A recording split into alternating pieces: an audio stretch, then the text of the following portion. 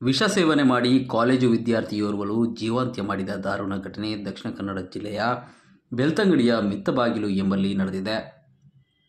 ಸ್ಥಳೀಯ ಕೋಡಿ ನಿವಾಸಿ ಪಿಯುಸಿ ವಿದ್ಯಾರ್ಥಿನಿ 17 ವರ್ಷ ಪ್ರಾಯದ ಋಷ್ವಿ ಜೀವಾಂತ್ಯಗೊಳಿಸಿದ ವಿದ್ಯಾರ್ಥಿನಿಯಾಗಿದ್ದಾಳೆ.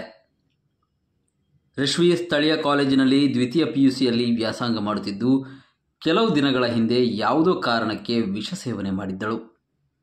ಕೂಡಲೇ ಅವಳನ್ನು ಚಿಕಿತ್ಸೆಗಾಗಿ ಮಂಗಳೂರು ಆಸ್ಪತ್ರೆಗೆ ದಾಖಲಿಸಿದ್ದರು.